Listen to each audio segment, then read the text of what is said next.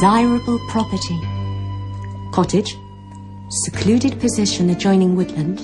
Needs renovation but excellent potential. 2 beds, recep, kitchen, bathroom. Half-acre garden. Offers invited. Cantrip 6612. Do you believe in magic? Not telly-magic. Rabbits out of hats, card tricks, sawing the lady in half.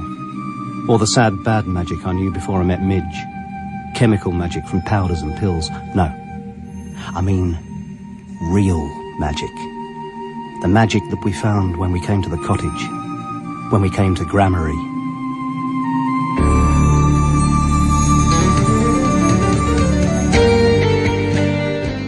The Magic Cottage by James Herbert. Dramatised by Gregory Evans, with music by Neil Brand.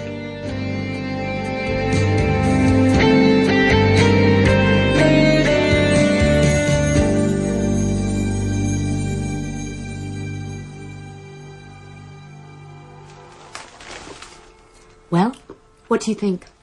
Cantrip? Where the hell's Cantrip? Hampshire, in the New Forest. So not too far from London, then? Right in the New Forest. Oh, sounds okay. Should I make some more coffee? This is it, Mike. This is the place we've been looking for. I just know it. That was Sunday. Tuesday, Midge and I drove down to Cantrip. We can take off like that because we're both freelance. I'm a session musician, guitar, rock and pop mostly. Midge is an illustrator, kids' books, highly successful and, in my unbiased opinion, totally brilliant. Anyway, Cantrip. Weird name. The drive down was great. Fine May morning, trees and grass and all that jazz. At last, about 2 hours out of London, we crossed a humpback bridge and found ourselves in Cantrip. Every day it's a getting faster. Go. Oh. I expected something a bit more heritagey, you know? Thatched cottages, old inns. Mike, stop! Bickleshift. What? That's the estate agents. Yeah, Bickleshift. Really? I kid you not. Ah, yes, the cottage, of course. Flora Caldian's roundhouse. Roundhouse? You'll understand when you see it. Flora Caldian's the owner. Was. She died a few months ago. Oh, dear. She was awfully old. Bit of a recluse, too. A local character. So who owns the place now? Niece, I believe. Living in Canada. She instructed Mrs. Caldian's solicitor to put the cottage on the market. Now, I imagine you'd like to view the property. I won't accompany you, but I will draw you a map.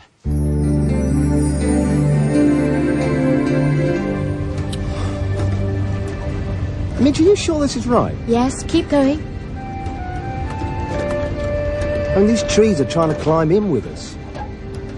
I can see it. Where? That splash of white there. A sweeping bend, and there was the cottage, set back from the road behind a low weathered fence. As we pulled up by the gate, I could see a sign in beautiful peeling script. Gramarye. Another weird name. Oh, Mike. It's enchanting. Flora Caldian's roundhouse. It was round, too, yeah. The main part was just an oblong box, same as any other cottage. But at one end, the wall swelled and curved away into an amazing round room, like a sort of sawed-off tower. I knew it, Mike. I knew it. You're disappointed, I can see. You want to go home? Bring the keys. Hey, little Miss Eager, wait for me.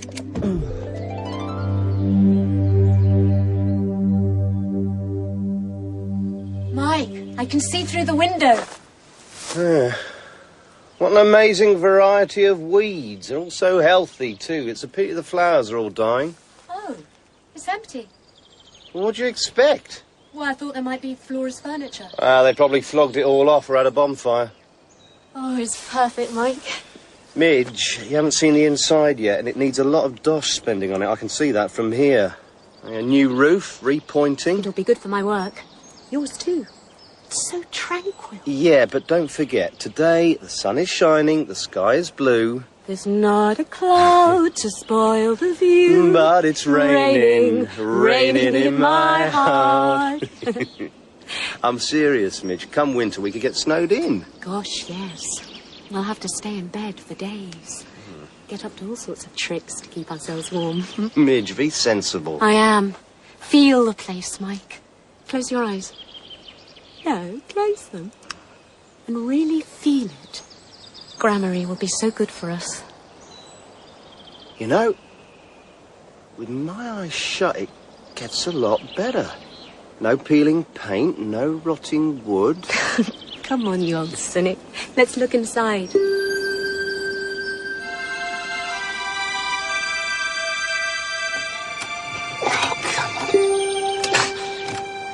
Oh, maybe they're the wrong keys. It says Gramarye on the label.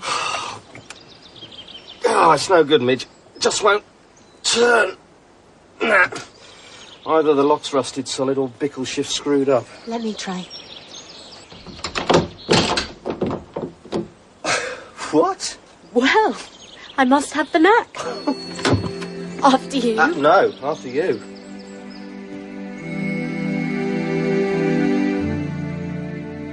It's cool. It's damp.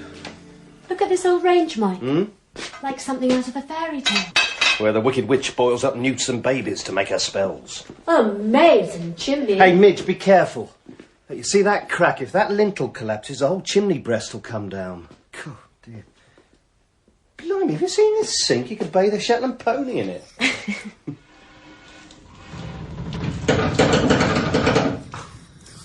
Well, either old Flora had brown ale on tap or the tank's very rusty. Let's look upstairs. See that round room. Oh, I can't wait.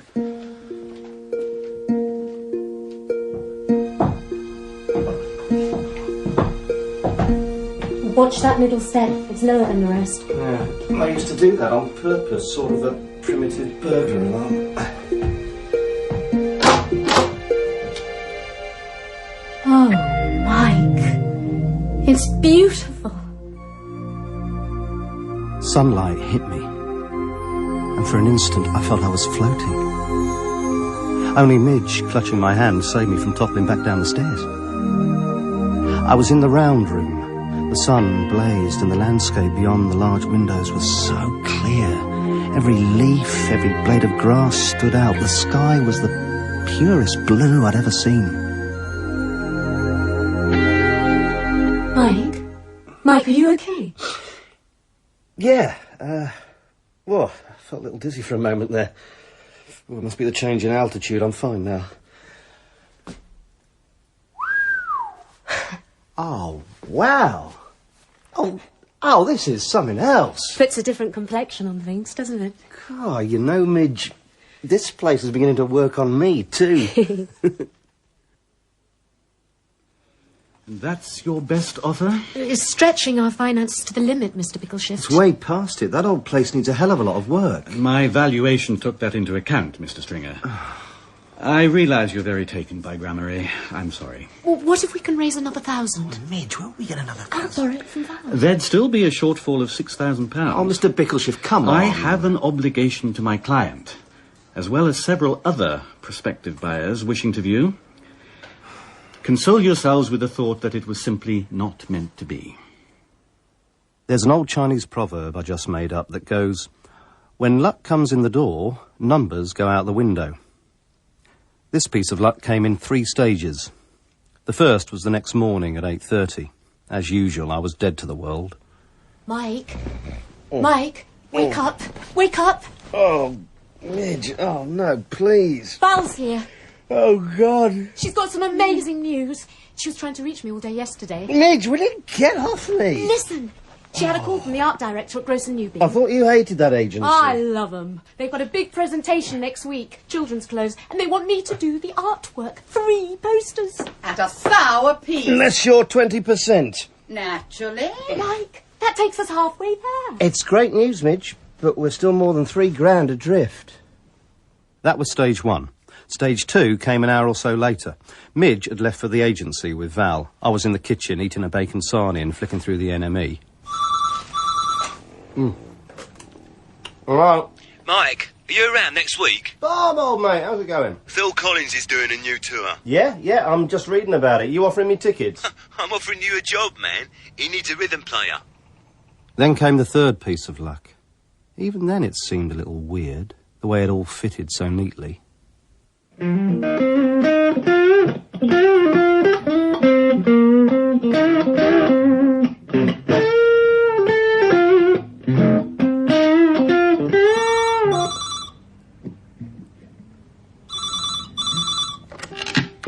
Mr. Stringer, Bickleshift here.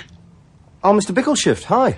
After you and Miss Gudgeon left yesterday, Yeah. I took the liberty of getting in touch with Flora Caldian's executor. Why?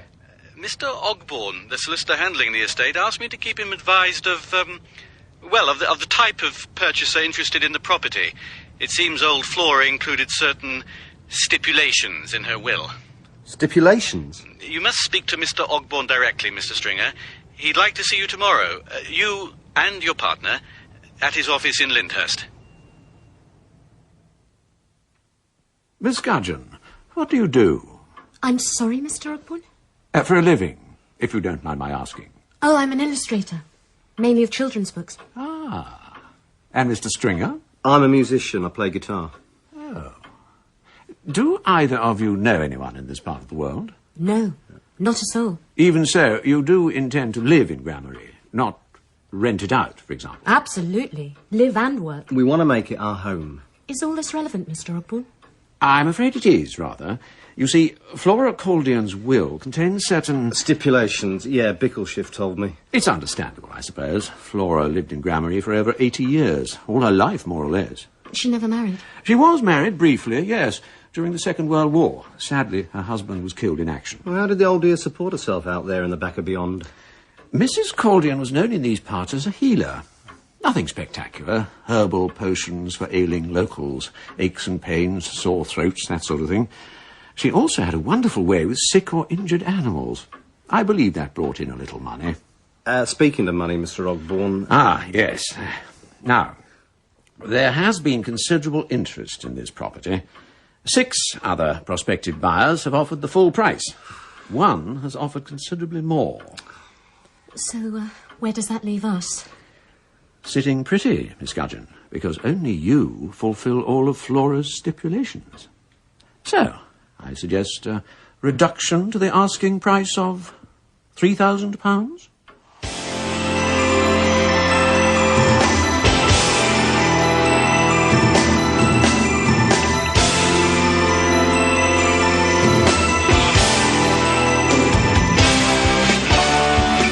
The next 6 weeks passed in a blur. The Phil Collins tour was a sellout and it was great to be back on the road. I was on a 2-week high that had nothing to do with illegal substances. Midge finished her posters for the ad agency and started work on a book. We only managed to get down to the cottage twice, but it looked better each time. As soon as contracts were exchanged, I sent in a firm of local builders with a long list of faults. The morning they started, I got an odd call from the foreman. You're a pessimistic man, Mr. Stringer. I'm sorry, what do you mean? This list, work to be done. Cracked lintel, damp bedroom, rusty water tank. I can do it all if you really want me to, Mr. Stringer. But you'll be wasting your hard-earned. Well, I'm still not with you, Mr. O'Malley. What exactly is the problem? Well, for a start, the hearthstone. There's no crack there that I can see. Are you sure? I'm looking at it as I speak to you now, Mr. Stringer. Sound as a bell. And even with all this rain we've been having, there's no damp anywhere that I can find. None at all. It's very odd. Very odd. You're right. An honest builder.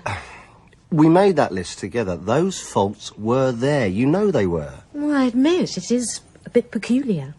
But don't complain about it. We've got enough other stuff to spend the money on. Then, suddenly, it was moving day. Baron's Court to the back of beyond in one bold leap. Daunting. That evening, we stood in the doorway of our new home and watched the removal van disappear around the curve in the road. Gramarye means so much to me already. The birds seem pleased to see us. I've never seen so many different kinds. Look, even the flowers have spruced themselves up. Must be all that rain. No need to go far for your inspiration here. The forest is so dark and mysterious.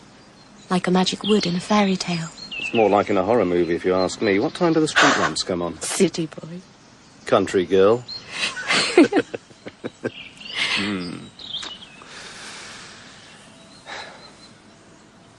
I wish Mum and Dad could have seen Gramarye. They'd have loved it here too. Hey, Midge. Shh. sorry. I don't mean to spoil everything. It's just that it was so horribly cruel. Now forget that, Midge. Remember the good things and think how proud they'd be of you now. But that's what hurts most. That they can never know. About my work, you, about this place. Hold me, Mike. Hold me close. Don't let the sorrow taint everything else. Be happy. It's what your parents would have wanted. Oh, I am happy. I am. Come on, babe. Let's go to bed. When we made love on that first night in Gramarye, it was something else. With Midge and me, it was always good, but this was on the far side of heaven. When we woke after a good night's sleep, it was even better. Magic. Yeah. Magic. We spent the morning unpacking, breaking off to feed the birds that came flocking to our door. Wrens, finches, blue tits, wagtails. Or so Midge said. Me, I can barely tell a canary from an albatross. They're so tame. I've never seen birds this tame. Oh, maybe Flora used to feed them. Mike, look. Hey, St. Francis, mind they don't crap on your hands. Come on. That's it. Come on, you two. That's it. Later, Midge went into Cantrip for supplies and I went to the attic where my music gear had been dumped and where I intended to practice. To check the acoustics, I picked out the pride of my guitars, a Martin 28. I thought it would need tuning after the move, but the sound was rich and full. Oh, wow.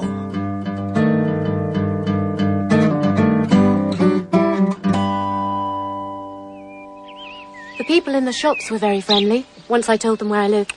Don't tell you anything about old Marcolian? Mike, don't call her that. Oh. Sorry, Flora. It's just my uncouth way. They all seemed in awe of her, though I don't think any of them knew her that well. They tell you how she died? Old age, I think. Oh. Hope she didn't suffer out here.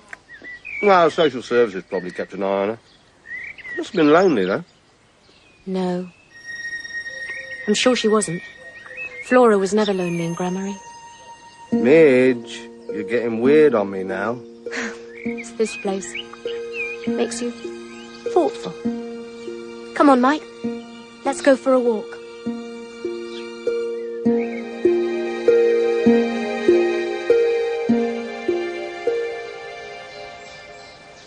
Okay, let me see if I've got this now.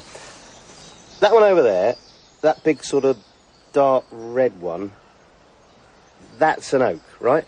It's a beech, Mike. Beech, right. Yeah, let me find a pen and write that down. I hope you're not as dumb as you're pretending. That would be really tragic. Oh, wow, Midge, look at these. Talk about pixies and elves. Careful. What, are they poisonous? They're fly agaric mushrooms. Let's just say they probably wouldn't kill you. Ah, but they're so pretty. Hey, I wonder if there's any... No, Mike. No magic mushrooms in Hampshire, as far as I know. Hey, Midge, come on. You know I wouldn't touch anything like that. It scares me, Mike. If anything happened, That was 4 years ago. I'm a reformed character now. You were almost an ex-character. I love you too much. If you ever do that again, I won't sit by your bed and hold your hand. I'll be out of the door. You might have been brain damaged. Yeah. But how could they tell? Gramarye's getting to me, Midge. I've come over all rural all of a sudden. Come here. Oh, Mike, no! Gotcha! Mike, no, don't tickle Mike! What? Midge. Oh, Mike. Good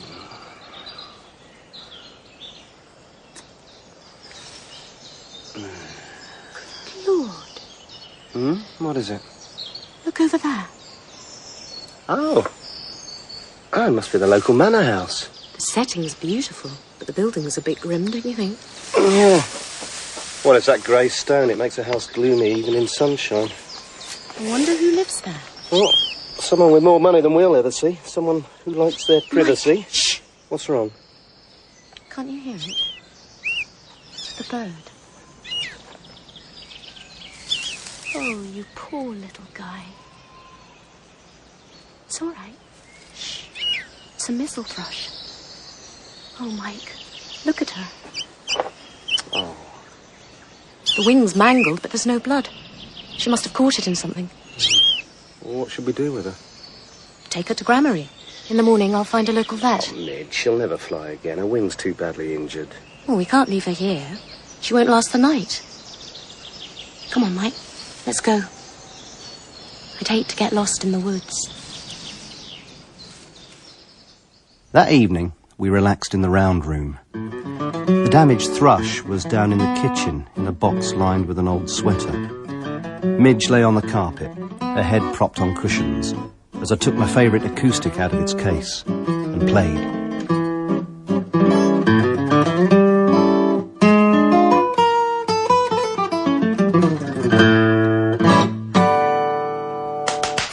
Mike, that was brilliant. Yeah, I was rather good, wasn't I? You never played so well. Jeez, I feel... God, incredible. I seem to be a power. Play again. Well, no, I don't think so. Quit while you're ahead, right? I feel tired, but wired too, you know. I might step outside for some air. You coming? No, I want to stay here for a little longer. Then I'm going to bed. Don't be too long. I won't. There's magic in Grammary, Mike. And it's working on us both. The air was cool. In the darkness, the trees seemed to crowd closer to the cottage. I stepped into the starlit garden. Whatever power had been flowing through me as I played was draining away now, and I felt tipsy, though I'd hardly been drinking. And then I saw it. A dark figure at the edge of the forest. Hey!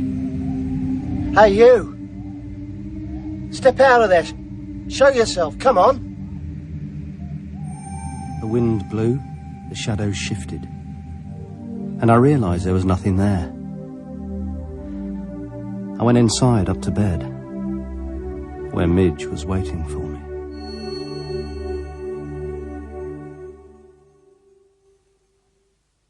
Afterwards, I fell into a deep, dreamless sleep. The next morning, she had a job to wake me up. Mike? Mike? For goodness sake, wake up. Midge. Look, Mike. Look. What?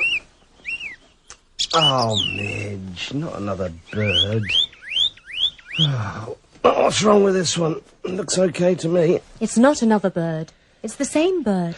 Our missel thrush. What? Yes. And she is okay. See? She can fly. Are you pulling my leg? Look at her wing. It's incredible. She's so tame. See the ragged feathers? Maybe her wing was dislocated and somehow in the night it got itself straight again. Her wing was broken, Mike. And now it's not. More magic.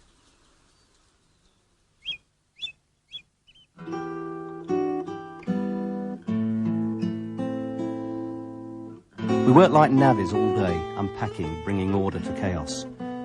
At last, as the sun sank into the trees and the forest grew dark, I climbed the stairs to the round room, chose a guitar, and began to play.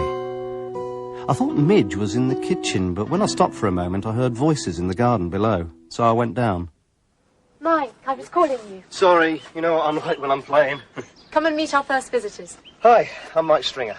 Hub Kinsella. Gilly Slade, welcome to your new home, Mike. I'm sure you'll like it here. Oh, thanks. I already do. Mike, you know the house we saw on our walk yesterday? Yeah, that big grey pile. Hub and Gilly lived there. Oh, well, what, all by yourselves? No, there are quite a few of us. So what is it, some kind of health farm? No, it's not a health farm. You must come and visit us sometime. We'll show you around. Hub, can I give them the present now? Sure. One of our sisters is a wonderful cook, so when we knew you'd moved in, we asked her to bake you a cake.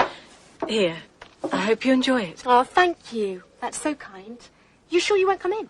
No, really, it's late and we've got to be getting back. We exchanged a few more pleasantries, then walked Hub and Gilly to an old Citroën de Chevaux parked just outside the gate. They waved as they drove off into the gathering dusk. What friendly people. A bit too friendly, if you ask me. Oh, you're such an old cynic. They were being neighbourly. Yeah, but what kind of neighbours are they? you know this Jilly called the cake maker her sister? So, they're in some kind of religious order. What does it matter? Oh, I'm done in. I'm going to have an early night. Yeah, me too.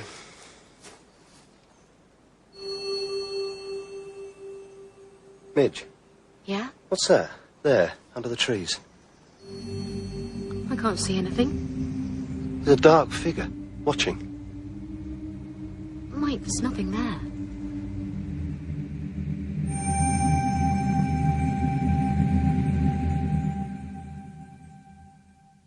In the days that followed, we both got offers of work, but we decided to spend a full month fixing up Gramarye, so we gritted our teeth, said no, and went back to the cleaning and painting.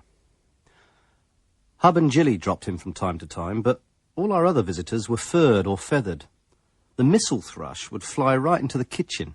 Mice, birds, squirrels, even foxes looked in. One morning, when I was in Cantrip buying yet more paint, I saw Jilly loading bags into a de chevaux. 3 punky-looking teenagers were paying her unwanted attention. Now, I'm no hero, and my first instinct was to pretend I hadn't noticed. And then one of the punks shoved Jilly and she went down, so I thought, what the hell? Yeah, weirdos. Freaks. Go back where you came from. Yeah, we don't want you around here. Yeah, all right, all right. Hey, watch it. You okay, Jilly? Yes, thanks, Mike. Let me help you out. Okay, the fun's over, so get lost now. You gonna make us? If you don't leave this woman alone, I just might do... Mike, look out! Oh, you bastard, you broke my nose. I warned you. Now, how about you two? You're gonna regret that. We're gonna make you suffer. Yeah, just let me out here. Yeah. Boys! Yeah. Boys! What is going on here? These thugs were trying to assault me. Mr. Stringer here stopped them. Well, I don't know about that. Miles Carver, isn't it? Yeah. I shall talk to your father about this. And yours. Now go home. Go on, clear off. It's all your fault, Miles. Stupid tosser. It was your idea. It's lucky you came along, Rev. Yes. I'm sorry it happened, of course. But you people do seem to provoke this sort of thing. What? Mike, I'm going now. Say hi to Midge for me. Yeah, OK, Jilly, take care. Come and see us in Gramarye soon. Oh. You're the couple who've moved into Flora Caldeon's cottage. Well, half the couple. I'm Mike Stringer. I see. Oh, Peter Sixsmith, vicar of this parish. Are you, well acquainted with that young lady and her friends? Not really. Well, they've dropped in a few times. They seem very neighbourly. Might I come over to see you tomorrow? Yeah, of course. I'll tell Midge to expect you. Your wife? Girlfriend. Ah. Did you know your new friends belong to a sect called the Synergist Temple? No. They never mentioned it? No, never. I'm late for an appointment now, but we'll talk tomorrow. Until then, be careful of those people, Mr. Stringer. Be very careful. Those people, in the shape of Hub Kinsella, called into Gramarye that evening. Midge and I were sitting in the garden after supper. A storm was brewing and the air was close and heavy. After presenting me with a bottle of homemade wine as a reward for my Sir Galahad act, Hub got to the point. So what did the Reverend Sixsmith have to say about us? That you were a religious community, the Synergist Temple, right? Synergist? What is that exactly, Hub? It's the belief that the human will and the divine spirit can work together to produce a unique power. What kind of power? Well, the power to influence, to create, to cure. Most religions, Christianity, Judaism, Islam, use prayer as a way to access this power. We've been taught by our founder to use a more direct method. Your founder? Eldridge Mycroft, a very unique man. And he lives at the house? The temple, yes, that's right. Are there many of you there? Sorry, what? I asked if there were many of you at the temple. Oh, yes, quite a few. Come over and see us. You'll find it quite an experience. Well, I don't know. We've got a lot to do and... Hey, Mike, we won't try to convert you. That's not how we work. Look, I gotta go. Don't forget now, come and see us. And thanks again, Mike. You've saved Jilly's life. Hardly. Bye, Hub. So long.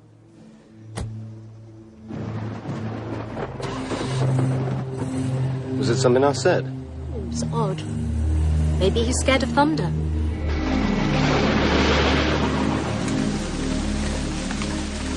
Midge dashed into the cottage to close the windows while I grabbed glasses and cups. I looked up and saw again the dark figure at the edge of the forest, blurred by the rain. It moved forward, a single step, and I fled inside. I spent the following morning up in my rehearsal room, arranging amps, speakers, DAT machines. It was hours before I went downstairs to find that the Reverend Sixsmith had already arrived. Ah, we meet again, Mr. Stringer. Mike, please. Sorry, I didn't hear you arrive. No matter.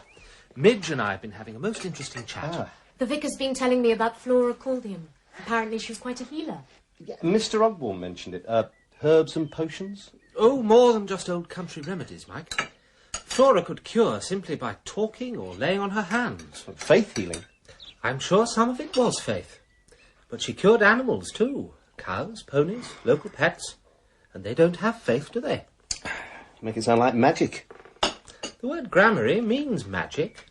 Did you know that? Yes. No. You never told me, Midge. Oh, I meant to. Sorry. Magic? Well, isn't that a rather odd thing for a vicar to endorse? Oh, the Bible's full of it. Resurrections, miracles, even conjuring tricks. Water into wine. I dare say Paul Daniels could do that. What? I'm pulling your leg. Flora was a remarkable old lady, though. No doubt about it.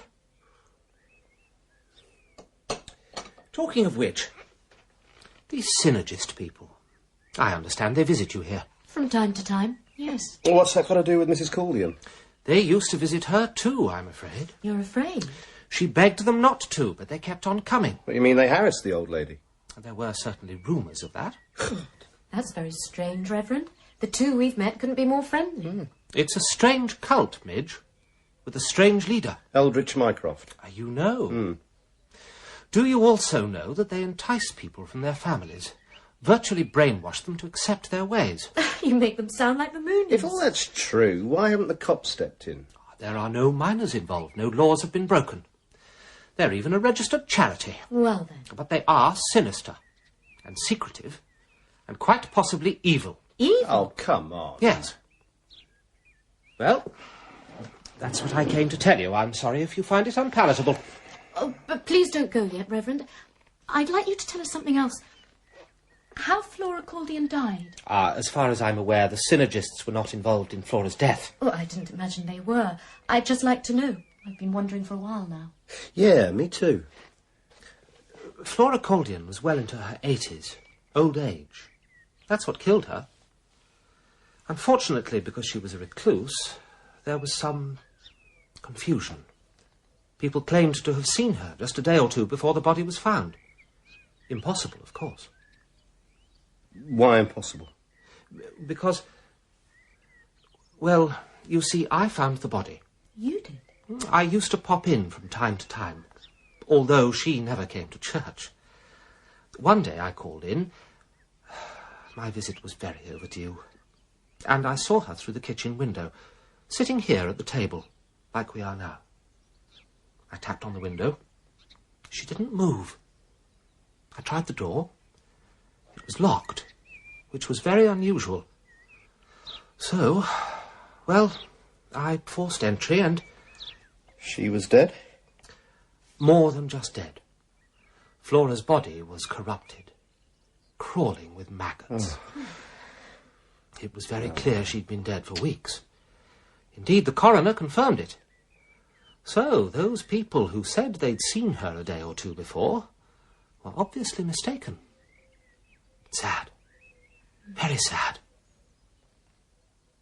Why did he do it? Just plain insensitive, I suppose. Prat. The vicar's graphic account of Flora's death didn't spoil Gramarye for us. Nothing could do that, but it certainly took the shine off for a while. Midge went very quiet. And that night, I dreamed I was taking tea with Flora down in the kitchen. White, wriggling things dropped from her hand as she passed me the cup. So the following day, when I suggested we take a break from decorating, Midge agreed eagerly. We found a pub on the far side of the forest. I drove there, Midge drove back. It doesn't sound healthy, Mike. And that red light's been glaring at me for the last 10 miles. We'll glare back at it, then. Thanks. Stay at a steady 30 and don't rev the engine. We'll be home in 10 minutes. Now, I'll come over a bit tired. I'm going to shut my eyes. Oh, I knew you shouldn't have had that third pint. Oh, no. Mike. Mike, wake up. What? What's that fog? That fog is from the engine.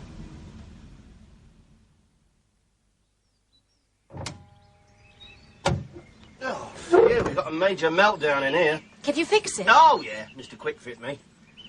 Well, this looks like Chilly coming. What? Oh, great, she can chant a mantra over it. Or she could drive us to a garage. Mike, are you sure you should be doing that? Yeah, of course. We've got to relieve the pressure inside the radiator, then top it up. Mike! My arm, Mitch, my arm! Oh, Lord, Mitch, what did he do? Something stupid! Oh, thanks. We'll take him to the temple. He needs a hospital, Chilly. Right. Midge, the nearest hospital's 20 miles away. The temple's 2 minutes. We'll take him there, do something about the pain. Then he can go to hospital afterwards, if he needs it. If he needs it! I must have passed out. Next thing I remember, I was being helped up a flight of broad stone steps and through a big double door. People appeared. Hubkins' cellar, others I didn't recognise. Can we put his arm in cold water? We can do much more than that. Cold water would be good. Mike, welcome to the temple. Is the pain very bad? Compared to what? Sandy, tell Macroft, explain everything. Neil, gather the others. Now. Right. Okay, Mike. Through here. Let's try to get you comfortable. We must do something. We will, Midge. Be patient. Sit here, Mike. Lay your arm on the table. Thank you, Hub. Master. Mike. Midge. I've heard all about you. I realize you're in great pain, Mike. Jilly, the bowl. Coming, Master.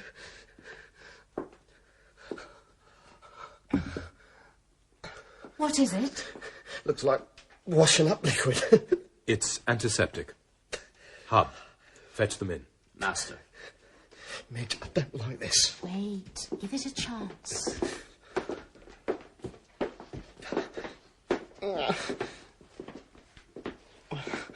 Join hands.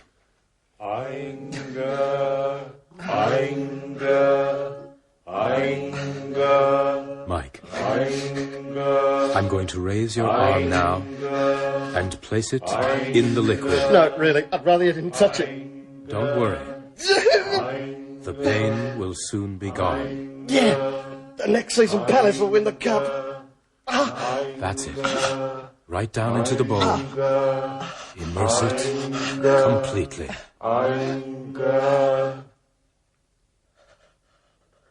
Mitch, I don't believe it. It doesn't hurt anymore.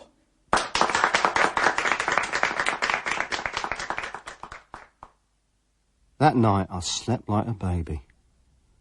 I woke the next day expecting the effects of whatever painkiller they put in the fairy liquid to have worn off. I gritted my teeth, waiting for the agony to kick in.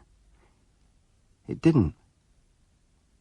Gingerly, I lifted my arm from the bedclothes, expecting to see a raw, swollen mess pushing through the bandages.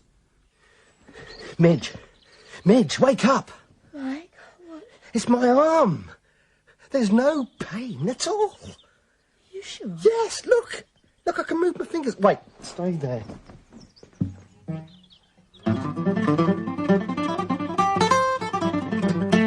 My God, I never thought I'd be able to do that again. I'm going to take off the bandage. Oh, Mike, no, I don't think you should. Well, maybe this will bring me to my senses. Oh, my God. Mike. What did you think? It had turned purple? No. It was perfect.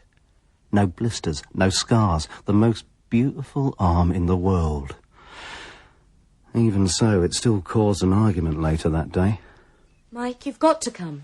I'll say thanks to Hub next time I see him. Mycroft and his followers probably saved your career. Do you realise that? Maybe. So come with me. We'll take these flowers and say thank you properly. I'm sorry, Midge. I know it's ungracious, childish too, but I don't like that man. I don't care for any of them much. Synergism. Gives me the creeps. You sound like the vicar. Yeah, well, maybe Sixsmith is right. Maybe they are a bunch of dangerous phonies. Phonies? Mike, your arm. I've been thinking about that. What if they didn't do it? What? What if it was Gramarye? I don't get you. Well, what if Gramarye healed me like it healed that thrush? This place is doing something to us, Midge, making us more alive. My playing, your art. I've seen those sketches you're doing. They're brilliant. Sex, too. Am I right? We're in the country now. Breathing clean air, drinking water that hasn't already passed through 10 other people. Well, it's more than that. It's... Oh, Mike, grow up. You may be too ill-mannered to say thank you to the synergists, but I'm not. Goodbye. The irony is that deep down, Midge agreed with me. She'd suspected for a while that there was something weird about Gramarye, but she daren't admit it. She loved the place too much. Didn't want to spoil it. I decided to let her go, give her a chance to cool off. Also decided that we were getting too claustrophobic down here. For 3 weeks we'd seen no one apart from Sixsmith and the synergists, and they were part of the problem. So I called my old mate Bob and Midge's agent Val. I asked them down for supper that Saturday night. Then I got down my guitar and waited for Midge. And waited. And waited.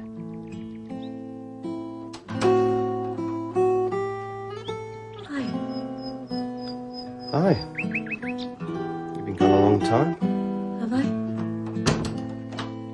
Who did you see, Hub and Jilly? No. Mycroft. Wow. The main man. Guru numero uno. Mike, please. What'd you talk about? Death? Oh, right. Yeah, the usual cheery small talk. Mycroft believes it's possible to see to the other side. Of what? Of death, Mike. The other side of death. Is there anybody there? Knock twice for yes, once for no. According to Mycroft, when the human will is tuned to the divine spirit, our perceptions become heightened, and we can be united with the undying essence of those who lived. It's Uncle George. Oh, I might have known you wouldn't get it. Stuck in your jokey little world. Well, I'm trying to step beyond. Oh, Midge, I'm sorry. Look, you're far more open than me. You're prepared to consider things that I just find hard to swallow. Let's talk. You tell me some more. I'll throw in my ideas. It's always worked before. What do you say? Mycroft says he can help me reach my parents. Oh, babe, no. I don't want to talk about it. Not with you, anyway. I sat in the shadowy kitchen and thought about Midge's parents. They died when Midge was in her teens, before I met her. Midge's mother had been ill for years, with MS. Midge and her dad nursed her, all three of them clinging on to that terrible roller coaster ride of relapse and remission. Then, as if the shitty hand fate had dealt them wasn't shitty enough, Midge's father was killed by a drunk driver. In the week it took him to die, Midge never left his side. On the day of the funeral, Midge's mother OD'd on a medication. Midge found the body. Her mum left a note saying she'd done it for Midge, so as not to be a burden. That's what Mycroft was playing with. And I hated him for it. To try and cool off, I stepped out into the garden. I suddenly remembered the dark figure I'd seen, or thought I'd seen, watching from the woods. But there was nothing under the trees. Thank God. Because tonight, the figure was halfway to the cottage. I saw a pale smear that looked like a face, and the slim white shape of a hand that beckoned. Who the hell are you? Mike? Mike, what's going on? What do you want? What do you want?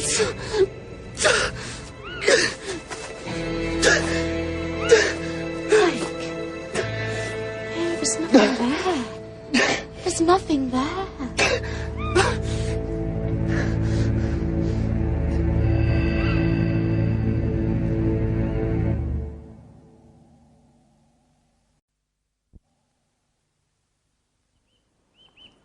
all this P&Q, doesn't it get up your nose after a while? No, Bob, it doesn't. But don't you miss life? Look around you. Grammar is teeming with life. No, I don't mean squirrels and insects, nature.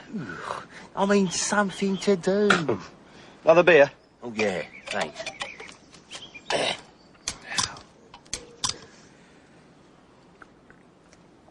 No, I like it here, Bob. I like the serenity of the place. Hey, you can be serene when you're dead, man. I mean, look at all this greenery. What's it for, Mike? I mean, you can't smoke it, can you? Yeah, that's something I've been meaning to talk to you about, Bob. I don't know if you brought anything, but... You know me. What do you want? I don't want anything, Bob. And neither do you. Not while you're here, OK? What? You know Midge's views. No drugs. Not even Wacky Becky? I mean, that's almost a health food. Bob, read my lips. No drugs. OK, I'll get the boring picture. Here. That Val character, Midge's agent. Is she for real?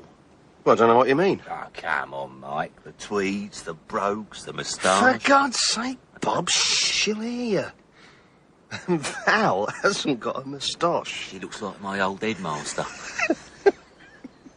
I invited Val down this weekend because Midge wanted to see her.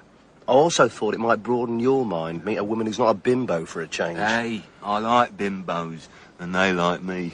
Talking about your taste in ladies, are you? Oh, no, it's a new girl band I'm promoting, the Bimbos. Now, that's postmodern irony, Val.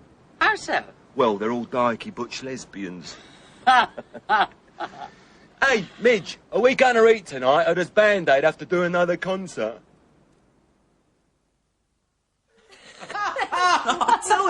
I'll tell you, there's a great sociological study to be written about them. Rock band groupies. Oh, come on, Bob. Mike doesn't know. He was never into them. I should hope not. For one thing, groupies' motives are not what you might think. Excuse me, I've got to go powder my nose. I was daft not to see it earlier. Bob popping to the loo every 15 minutes, reappearing with glazed eyes and a persistent sniff. When I did twig what he was doing, I kept mum. Also daft. But I didn't want to upset Midge. Later, I lay awake in the dark. Val was next door in the spare bedroom. Bob was sleeping on a sofa bed in the round room. Oh, my God, Mike. What is it? I don't know. It's from the round room. Must be Bob.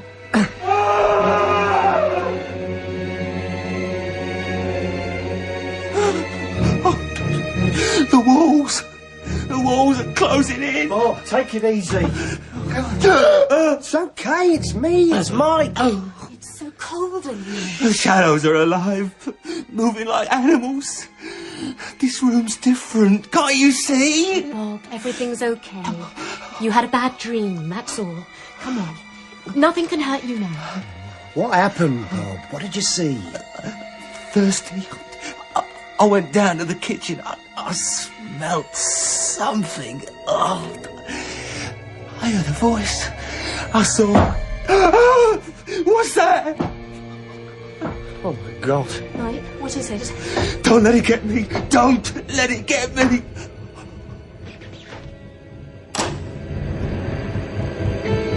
All clear in the kitchen. Val! You nearly scared us to death.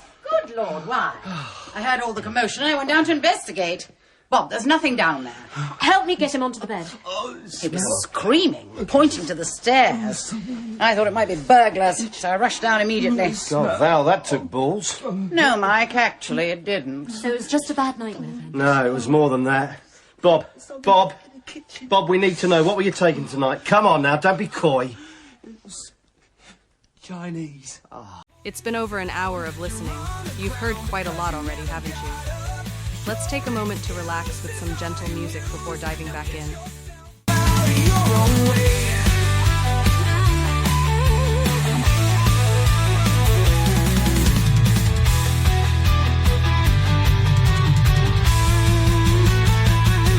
Sitting in the room of a stranger after they promised they had control. Now we all have a chair and we pay to be seen, to be heard. We borrow their armchairs to learn. Words are not enough.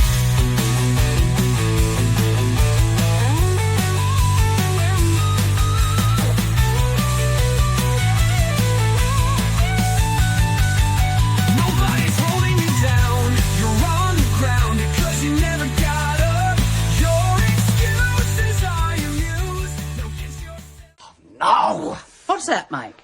It's cheap heroin. He was nipping off to the bathroom to snort it. Bob, I warned you to lay off the pharmaceuticals. Hey, Mike, tell him off later. Bob, you're okay now. You're with friends. There was something down in the kitchen. No, Bob. There was no one there. Not someone. Something. Waiting in the dark. Oh, God, the stink. Oh, I can smell it now. Well, can't you? Oh, there's something terrible in this place. Something evil. No, Grammar is a good place. You're wrong, Midge. I can't stay here. Bob, calm down. You've had a bad trip. You certainly can't drive. Leave in the morning. No. I've got to get out. Now. By the time we filled him up with strong black coffee, Bob was a little more composed, though still hardly in a fit state to drive. We begged him to stay, but he wouldn't hear of it. I tried to speak to Midge then, but she turned away and I felt guilty, as if Bob's misbehaviour had been my fault.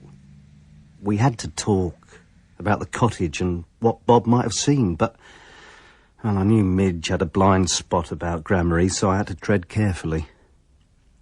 I waited until the following afternoon. Val had gone back to London. Midge and I were alone. I don't blame Bob for what happened, but I don't want him here again, okay? Okay. Midge, we need to talk about last night.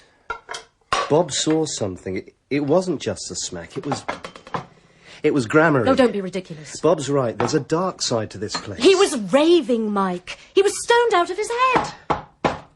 Who is it? Hub Kinsella. Hub, come in. I hope I'm not interrupting anything. As a matter of fact, Not at all. It's lovely to see you. How's the arm, Mike? Fine. Much better. Great. Look, I don't want to intrude here, but I've got someone outside who'd like to meet you guys again. Mycroft? That's right. He's in the garden with Jilly. Well, bring him in. Thing is, he's kind of old-fashioned. Likes to be invited, you know. Personally. Maybe you could go out Of and... course. It'll be a pleasure to talk to a civilized man, for a change. How's life at Grammary, Mike?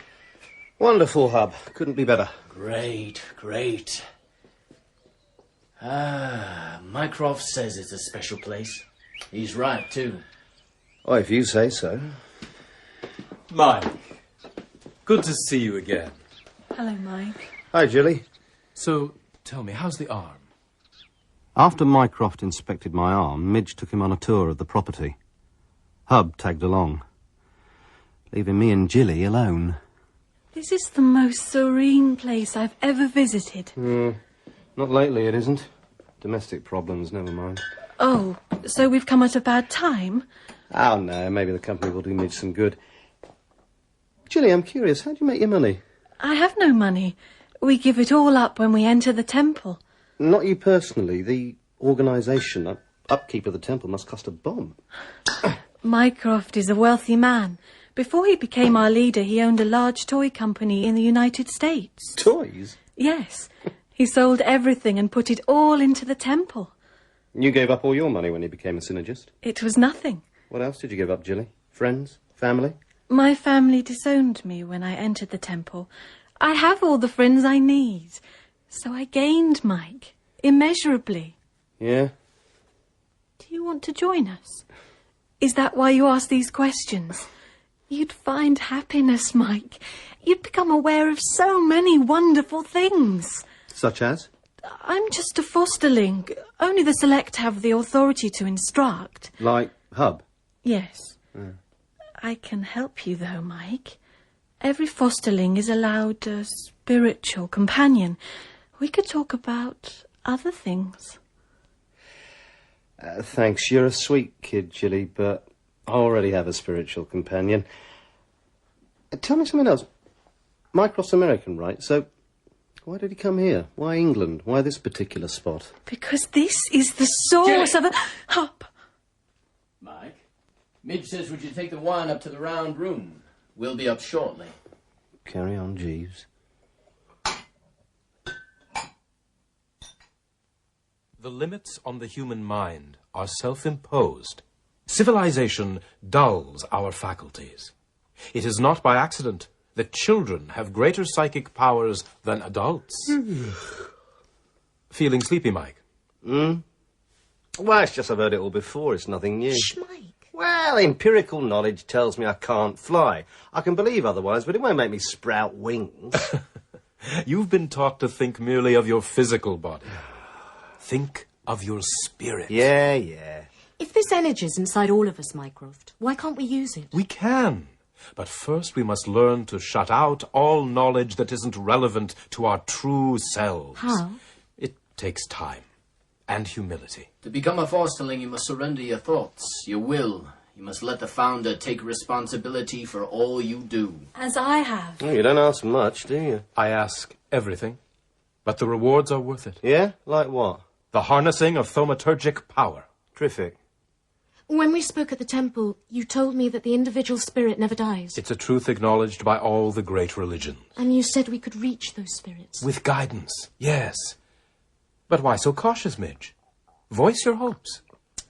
What hopes? You told me of your parents, and I told you that their immortal souls can be touched once more.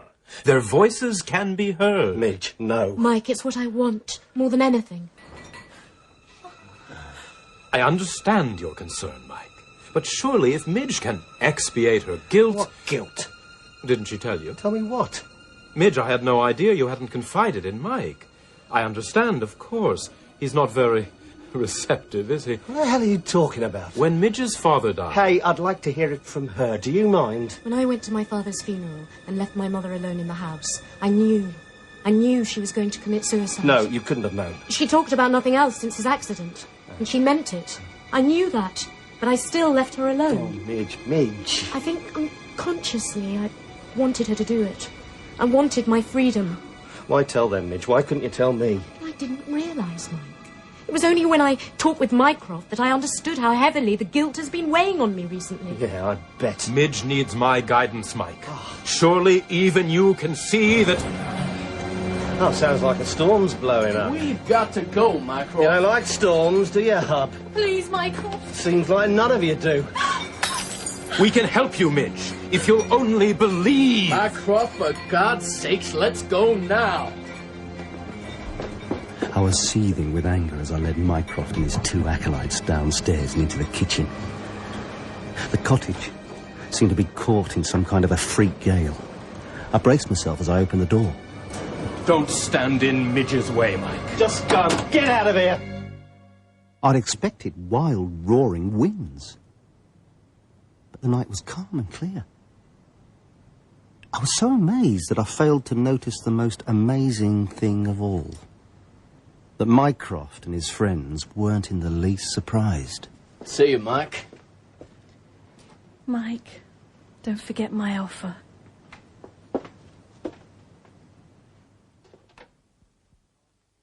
Lying in bed that night, I did a lot of thinking about Mycroft, about Midge, and about Gramarye.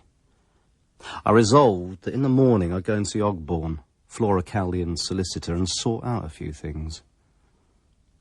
Sometime in the small hours I slept. When I woke up, the sky was the colour of faded jeans and the sun was streaming in. Midge was already up. I found her sitting on the back step. Hi. Hi. Mind if I join you? Go ahead. Notice anything unusual? No, nothing. That's right. Sorry? No birds, no animals, nothing. Maybe they found better fare somewhere else. Maybe. How are you feeling today? Confused? Me too. But not so confused I can't see Mycroft and his creepy little sect for what they are. Drop it, Mike. I can't do that. I love you too much. I hate to see you being taken in. I love you too. Nothing can change that. But if Mycroft can help me sort this out... Midge, there's nothing to sort. Remember our first evening here? You said you wished your parents could see how happy you were. So? So, Mycroft's taken that perfectly natural regret and twisted it into guilt. Mycroft can help me. He's the only one who can. No! He understands. I'm going for a walk. Midge! No, Mike. I just want to be by myself. And are you and your good lady enjoying life at Gramarye, Mr. Stringer? No, Mr. Ogborn. Lately, we're not enjoying it at all. Oh, dear. I'm terribly sorry to hear Which is why I've got a few questions about Gramarye and about Flora Corleone's will. Mr. Stringer, the will has been published, of course, but Mrs. Corleone's stipulations were separate and confidential. Your responsibility is to the living, not the dead, Mr. Ogborn. I'm not going to leave your office until you tell me everything I want to know.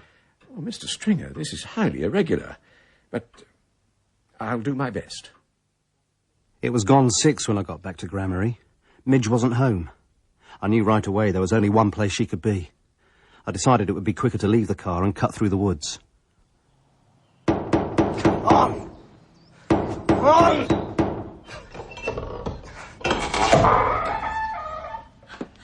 Mike! Midge is here. Midge? Don't play games with me, Jilly. Mike, you can't just barge in. Where is she, Jilly? Midge! Is she in here? Happy hour. Midge! Mike, we're meditating here now. I think you better go. Not without Midge. Midge can't be disturbed. She's with Mycroft. He's helping her to contact her folks. Oh, no, no. Midge, where are you, Midge? I told you, don't do that. Stop! Mike! Mike! What are you doing here? I've come to take you home. No. You've arrived at an inopportune time, Mike. Midge and I have matters to discuss. Midge, come home, now. Please leave. They want the cottage. What? Ogborn told me. They tried to buy it, but Flora wouldn't sell it to them. That was her stipulation, that no one connected with a synergist should ever own Gramarye. Mike, this is just sad. That's why Mycroft and his cronies try to drive Flora out. Harassment, persecution, mental torture, those are Ogborn's words, not mine. He said that's what killed her. Now we're murderers, are we? So why weren't we arrested? Midge, you've seen how they work. They're subtle and cunning. Why, Mike? Yes. Tell us, why would we want your little cottage? I haven't worked that out yet. Mike. Midge, come with me. Mike, I've just spoken to my parents. You saw them? I heard them. They spoke to me. They've forgiven me. Midge, there's nothing to forgive. They're happy for me. But they told me there was a path I had to follow. Oh, I bet they did. Midge isn't going to come with you now, Mike. You must see that. Okay, so why don't I stay and watch? I mean, who knows? Maybe you'll even convince me you're not a 9-carat gold-plated phony. All right. This way, please. Oh, why the stick all of a sudden, Mycroft? Did you fall off your skateboard? In here.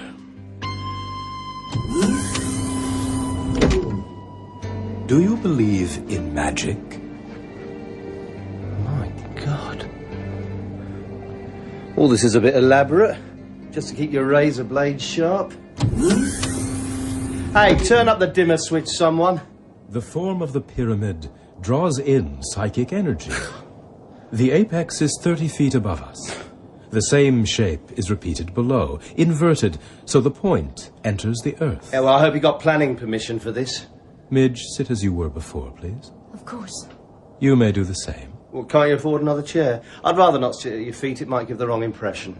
You never answered my question. Which question was that? Do you believe in magic? Absolutely. Have you got a deck of cards? Mike, for God's sake. Can you comprehend that the esoteric energy governing and driving the universe has its exact counterpart within the human mind, and that it is possible to synergize those inscrutable forces, to control them using willpower, disciplined by meditation and inner knowledge, until we are able to transcend material limits, and ultimately time and space itself? Sorry, could you repeat the question? It seems I've overestimated your intelligence. Gotcha.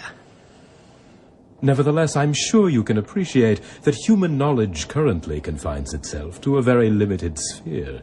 Science is concerned only with the material world, Religion recognizes supernatural powers, yes, but it reserves them for God alone, whereas magic offers divinity to all.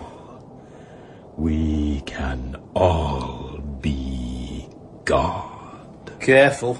You say stuff like that and you'll get struck down by a thunderbolt. You mean like this?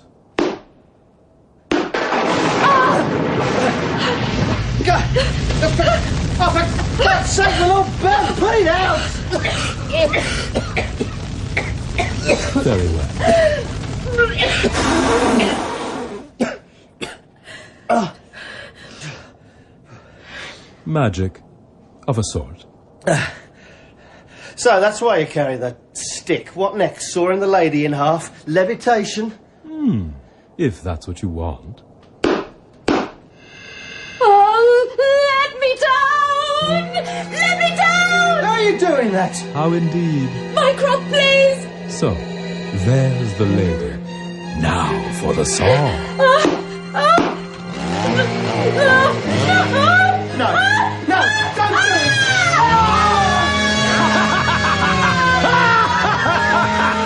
Enough! Are you all right, Mitch? Yes, I think so.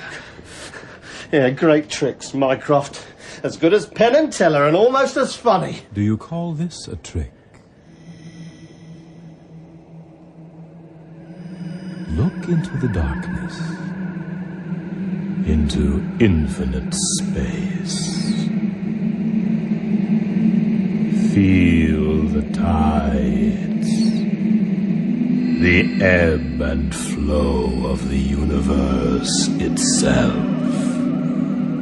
The tides of time and space, shaping destinies, becoming rock and flesh and emotion.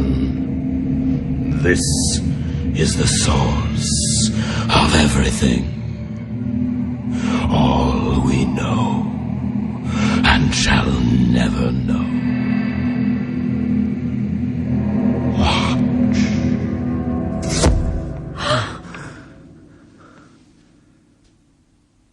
Midge?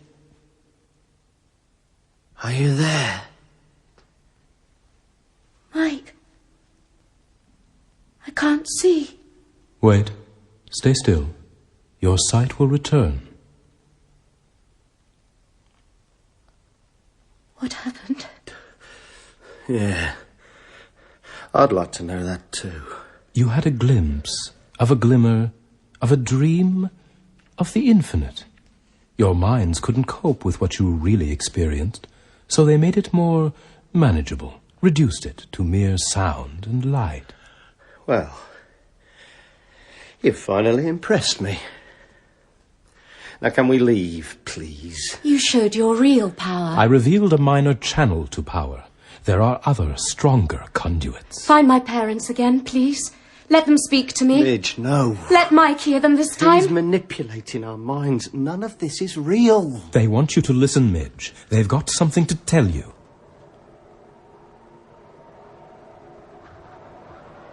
I can hear them. Well, I can't hear anything, Midge. Please, let's go. My daughter.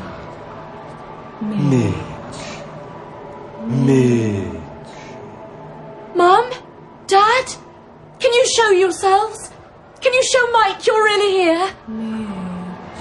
Can you see us now? Mike! Look! They're standing by Mycroft. Yeah, they would be. Believe in him. Trust in him. Trust in him. Mum? Dad? Oh, I love you! It's a trick, Midge! It's just a trick! It's like the thunderbolt on a chainsaw! Those aren't your parents. Mycroft's making you see them. He's lying, Midge. Leave this place. Margaret, my dear, this man is evil. Midge, escape while you can. Leave this house. Margaret. Go now. Mummy? Go. Daddy! Mummy! Daddy! Midge, come on! Yes! Mycroft! Stand back and keep away from us! What's going on? Let them go.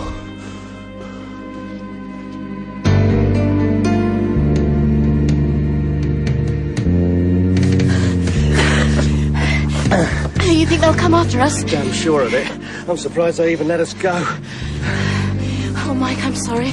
I've been a little crazy for a while. Don't mention it.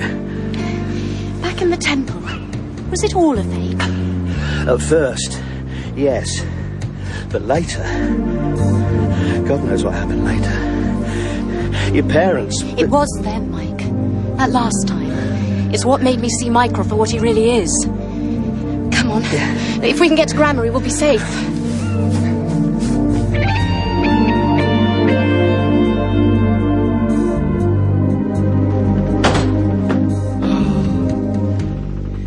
It's not you that found Grammary, Midge. Grammary found you. It called you. Don't ask me how or why. Damn bulb must have gone. Try the switch by the cooker. What the hell? Oh, it's freezing in here. Oh, my God. Oh, Mike! What's happened? It's like the place has been hit by an earthquake. The cottage is dying. Dying? You're talking about bricks and mortar. Yeah, I know it sounds crazy, Midge, but Grammary is dying. Or something within it is. It's energy, it's spirit. It must have started when Flora died. Remember the state of the place when we first came here? Yes. Then we moved in. And your presence held the decay in check, even reversed it. Oh, no, look. The crack's back over the hearth. Midge, watch out! Ah! You okay?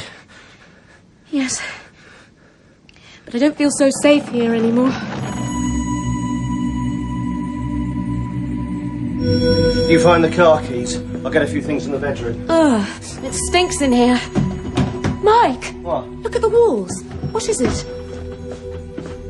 Oh, it's some kind of mould. It's growing everywhere.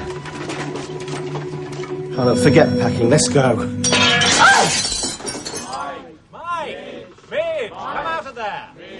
Oh, no.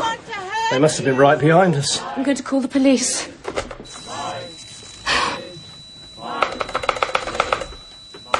Oh.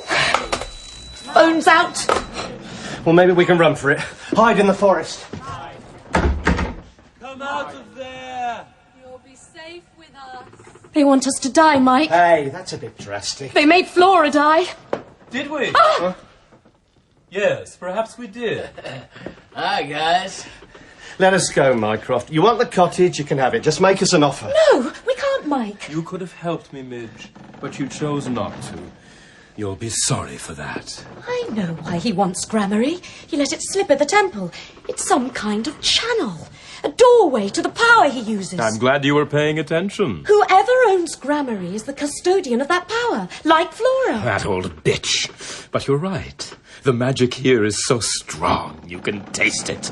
In this precise spot, there's, well, let's say, a tear in the fabric of the universe, from which power is seeping out. Flora Caldean wanted to keep that power for herself. She wanted to stop me from using it, but she was old and feeble. Yeah, well, I'm not old or feeble. I can stop you. I don't think so. What's up? Forget to recharge your wand? Get them off of me! Enough! Do you feel that surge, Hub? Yeah. It can barely be contained. Be receptive, Hub. Fill yourself with the vitality. I can do it, Mike. That's why I came here. Yes. That's why I was chosen as Flora's successor. Go on, Mitch. Go on! Flora, help me now. You fought this evil man, but you were alone, and he was too strong for you. But together we can beat him. I feel your power flowing into me. Coursing Mycroft, through my I don't body. like this. Listen, I feel Midge, it let's talk. surging along my arms. Zap him, Mitch. No, to wait. my fingertips. And no! Oh, no. You have no power! Only I wield power here! Okay, Mitch. You okay? You've got to call her. Hub, grab her. Now you keep still, lady, or I'll break your neck. Hub can, too, very easily. Now you, let's go downstairs and get rid of your visitor. Or else.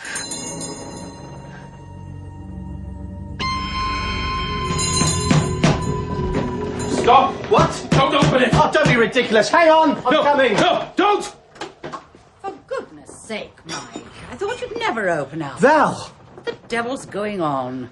I tried to phone, but your line seemed to be down. I talked to Midge this morning. Did she mention it? No. She sounded very odd. She said she was going to see her parents. Is it some kind of breakdown? Get rid of her. I beg your pardon? Make her leave. Now. Who is this ignorant little man? And I saw people outside, hiding in the trees. Oh, my. Mike, I've been trying to come back, but it's so hard, so hard. I've come to tell you, Mike. I felt no fear. In fact, I felt blessed. She was small and frail, with the oldest, sweetest face you ever saw, and pale blue eyes piercing into mine. Her breath touched my cheek, as Flora Caldian stretched up and placed her hands on my shoulders. It's you. You're the one. It's you. It's you. She shuddered suddenly. Her eyes clouded, her flesh sagged, loosened, fell from her bones. Skeleton fingers slid down my chest, snagged on my shirt, then dropped away. Flora collapsed slowly, her body crumbling to dust even before it reached the floor. I held up my hands. Mysterious energy pulsed through them, and I knew. Oh, no. Hub! Mike, please. Val, I'll explain later, or try to. Could I have a large gin and tonic?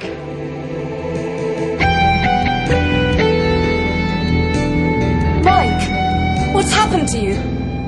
We were wrong, Midge. It's not you. It's me.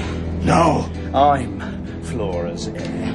Mike Stringer, full-time skeptic. Hub, let her go. Get lost. Oh, please! Try anything and I'll break her neck. Mike, stop him! Stop him!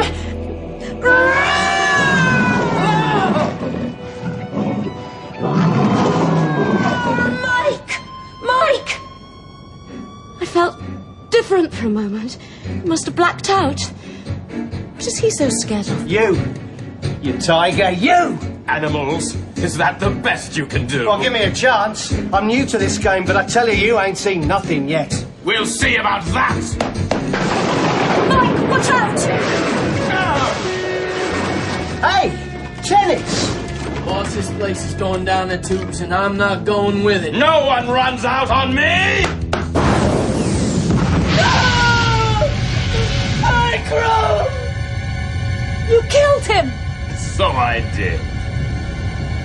Now, Mike, let me show you something you've only glimpsed before in your very worst nightmares. Let me show you hell.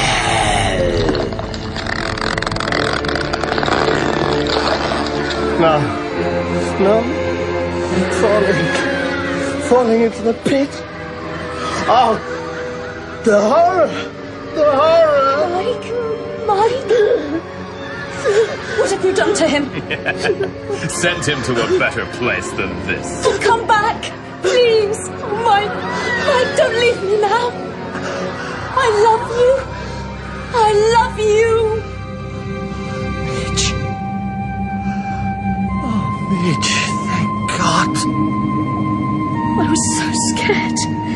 It wasn't you anymore. It was just an empty shell. Where were you? You don't want to know. Oh, Midge, thank you. What for? for bringing me to Grammary. You're the link between me and Flora and all the others before her, stretching back through time. Midge, hold my hand. How sweet. Tell me, what are you going to do now? What are we going to do? We're going to do magic!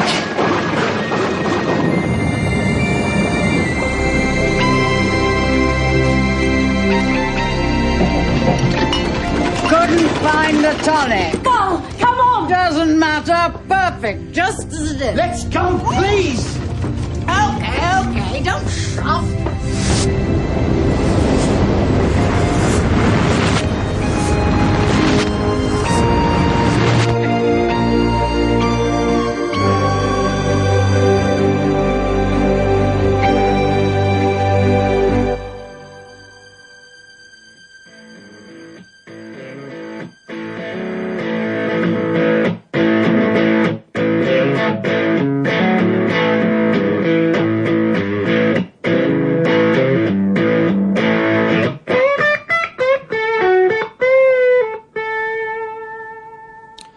Not as classy as my playing in the round room at Grammary, but not bad, eh?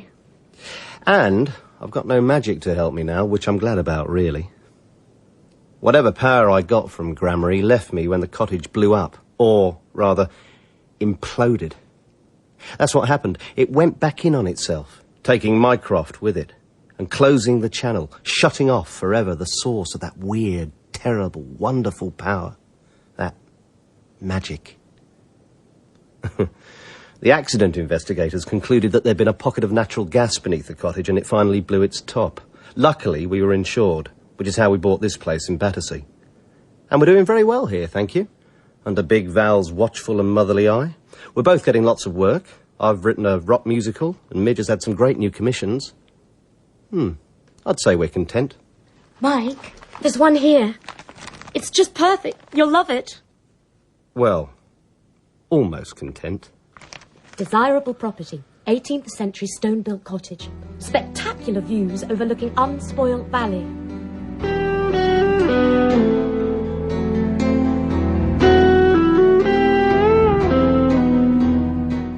In The Magic Cottage by James Herbert, dramatised by Gregory Evans, with music by Neil Brand, Mike was played by Kim Wall, and Midge by Katharine Schlesinger. Kerry Shale was Mycroft. John Sharian Hub, Jenny Lee Val, Gerard McDermott Bob, Sarah Rice Gilly, Christopher Wright the Reverend Sixsmith, Alistair Danson Bickleshift, and John Rowe Ogborn. Other parts were played by members of the cast. The guitarist was Mitch Dalton. Technical presentation was by Rosamond Mason, Colin Guthrie, and Rebecca Kirby. The Magic Cottage was directed by David Blount.